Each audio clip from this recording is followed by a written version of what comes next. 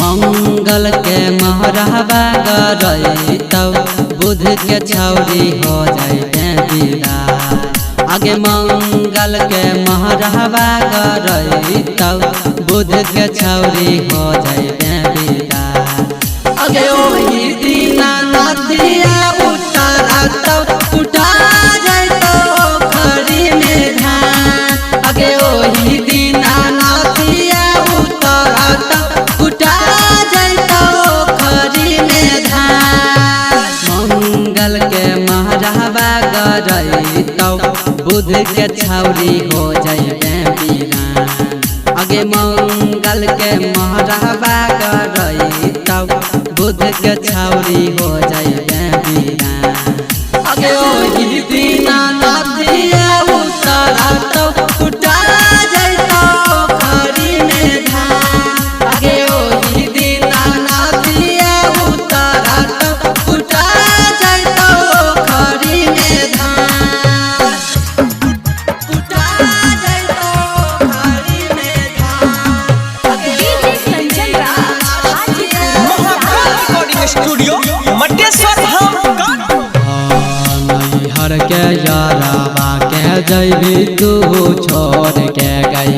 मारो के बीच पियावा संग गेठी जोड़ के गई। हर के याराबा के जैबी तू छोड़ के गई।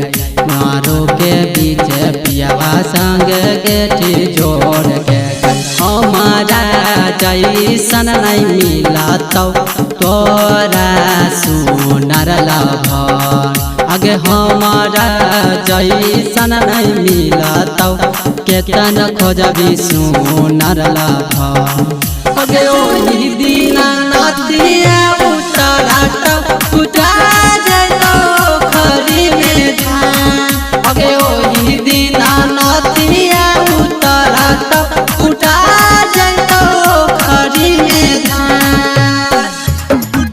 उठा जाए तो खरी में धान। डीजे कंचन राज हाजीपुर साली अंशुराज सिंगारा जी के राजा के जैबी तू छोड़ के गई। पियावा संग सारिया धोती के गेठी जोड़ के गई।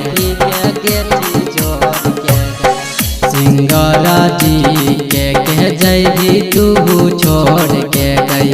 पियावा संग धोती सारिया के गेठी जोड़ के गई।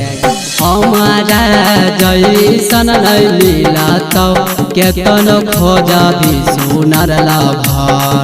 आगे के जैसन नहीं मिला तो केतन खोजबी सुनर लभर। आगे ओही दिना नदिया उतारा तब उठा जाए तो खरी में धान। आगे ओही दिना नदिया उतारा तब उठा जाए तो खरी में धान। रिकॉर्डिंग स्टूडियो मटेश्वर धाम।